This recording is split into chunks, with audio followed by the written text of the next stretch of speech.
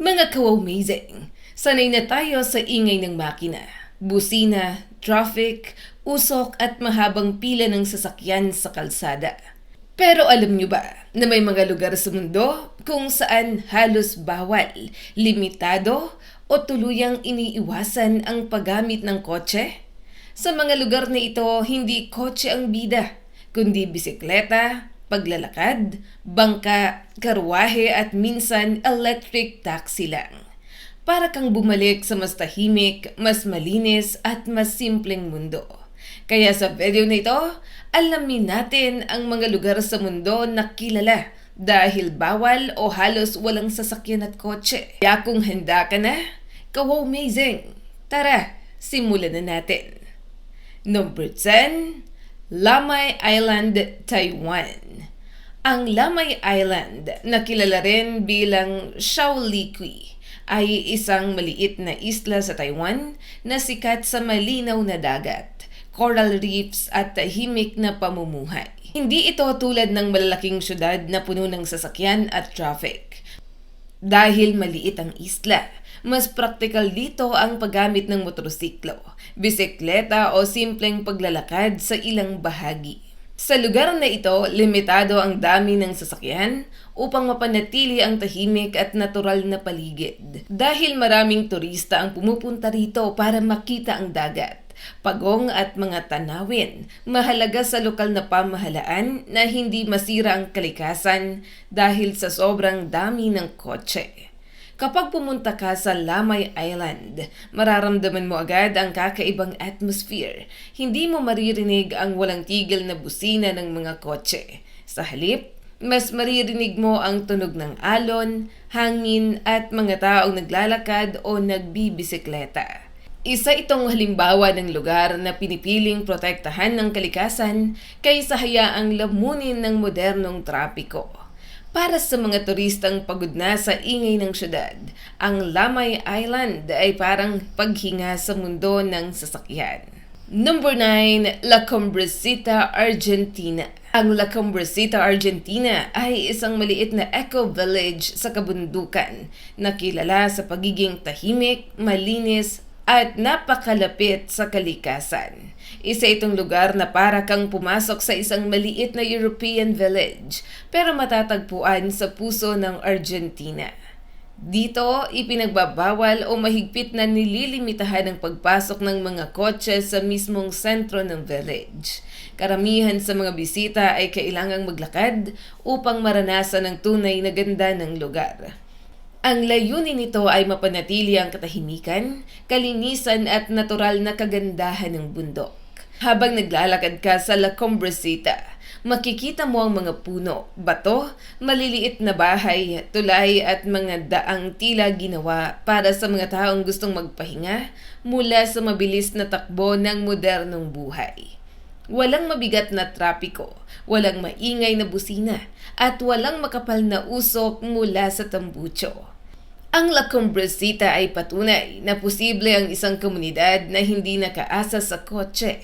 Sa halip na bilis, inuuna rito ang katahimikan. Sa halip na trapiko, ang mararanasan mo ay sariwang hangin at payapang paglalakad. Number 8, Fire Island, New York, USA. Ang Fire Island sa New York ay isa sa mga kakaibang lugar sa Amerika, kung saan maraming komunidad ang bawal ang kotse. Sa isang bansang kilala ang malalaking highway at sasakyan. Paggulat isipin na may isa pala roon na mas pinipili ang simpleng paglalakad at pagbibisikleta. Karamihan sa mga tao sa Fire Island ay gumagamit ng bisikleta, wagon o naglalakad lang para makarating sa kanilang pupuntahan. May ilang sasakyan lang na pinapayagan para sa emergency, maintenance o espesyal na gamit. Pero sa pang-araw-araw na buhay, hindi kotse ang pangunahing paraan ng transportasyon. Dahil dito, mas naging tahimik at mas ligtas ang mga komunidad sa isla. Ang mga bata ay mas malayang nakakalakad. Ang mga turista ay mas na-enjoy ang beach at ang buong paligid ay hindi natatakpan ng ingay at usok ng sasakyan.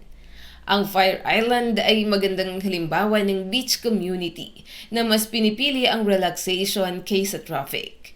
Dito ang tunog ng alon ang pumapalit sa busina at ang buhangin ang nagsisilbing daan ng mga taong gustong tumakas sa ingay ng syudad.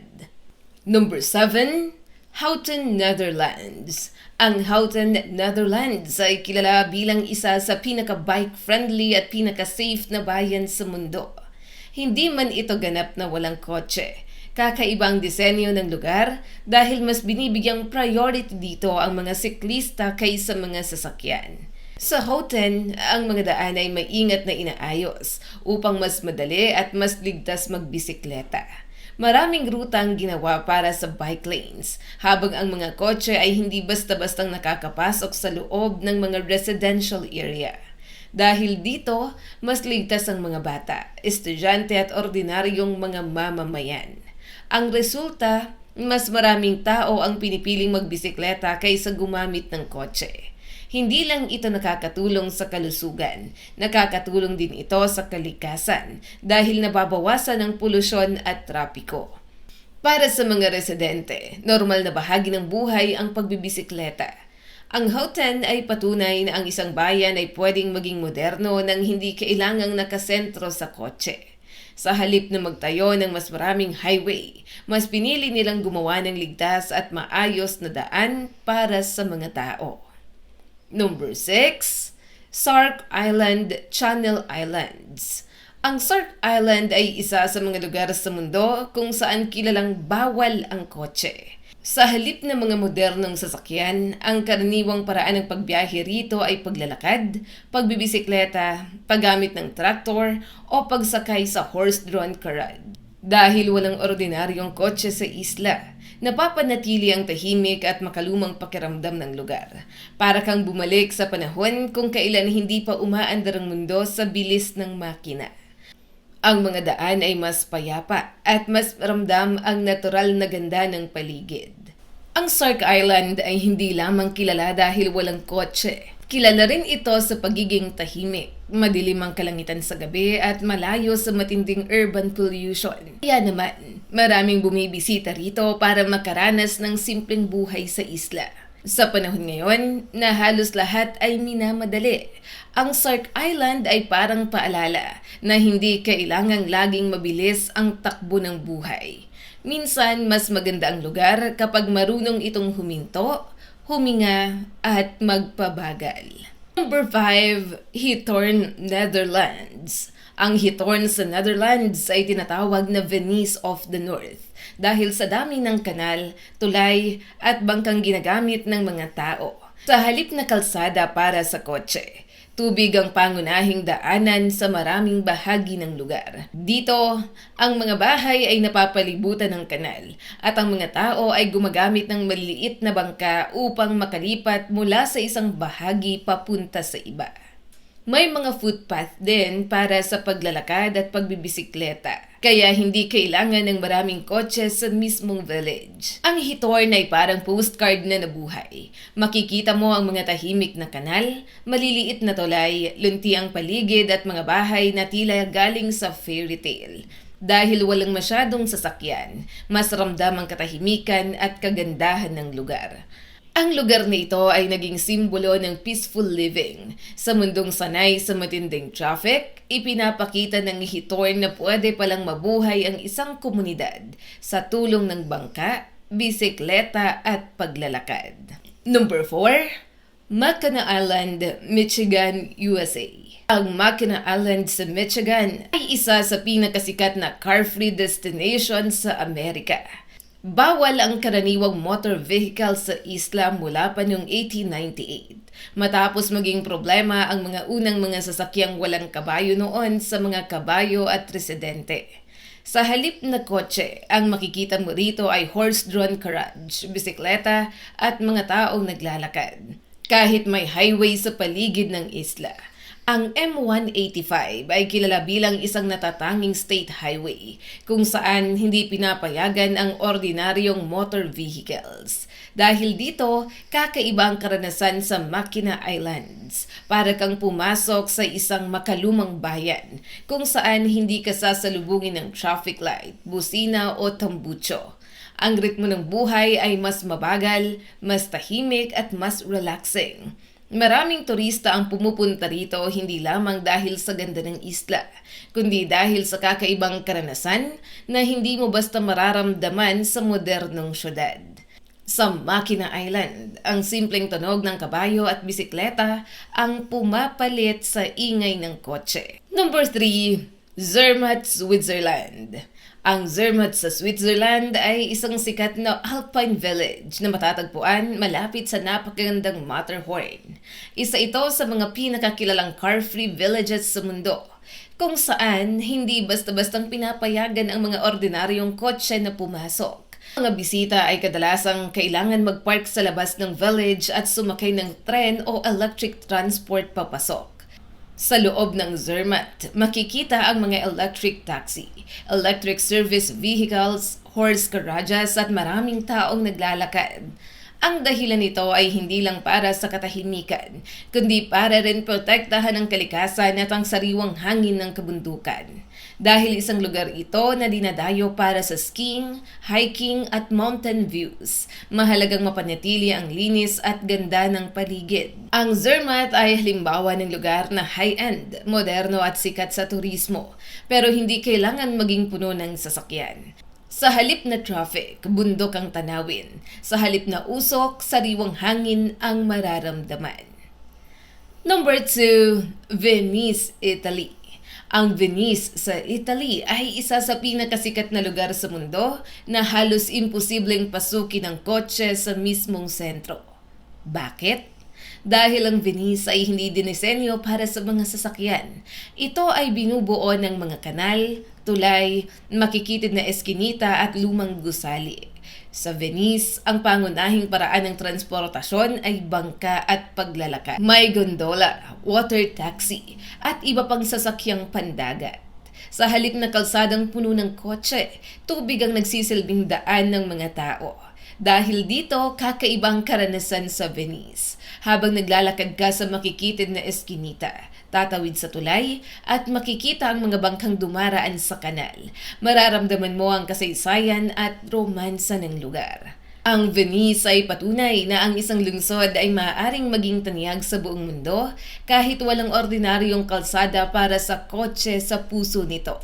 Sa lugar na ito, hindi makina ang bumubuhay sa lungsod, kundi tubig, kasaysayan at kultura. Number 1, Fez-el Bali, Morocco. At sa ating number 1 mga ka-amazing, ang Fez-el Bali sa Morocco. Isang makasaysayang Medina na itinuturing na isa sa pinakamalaking car-free urban area sa mundo. Kilala ito sa libo-libong makikitid na eskinita, lumang pader, pamilihan, mosque at mga gusaling puno ng kasaysayan. Dahil sa sobrang sikip at paikot-ikot ang mga daan sa loob ng Medina, hindi kasyang mga ordinaryong kotse. Kaya ang mga tao rito ay naglalakad, gumagamit ng asno o donkey para magdala ng mabibigat na kargamento at umaasa sa tradisyonal na paraan ng transportasyon. Kapag pumasok ka sa Fez-el Bali, para kang naglakbay pabalik sa nakaraan. Makikita mo ang mga tindahan, artisan, lumang bahay at mga eskinita na tila hindi gaanong nagbago sa loob ng maraming siglo. Ito ang dahilan kung bakit napakahalaga nito sa kultura at kasaysayan ng Morocco. Fez-el Bali ay hindi lang basta lugar na walang kotse. Isa itong buhay na halimbawa ng sinaunang lungsod na patuloy na gumagana kahit walang modernong traffic system.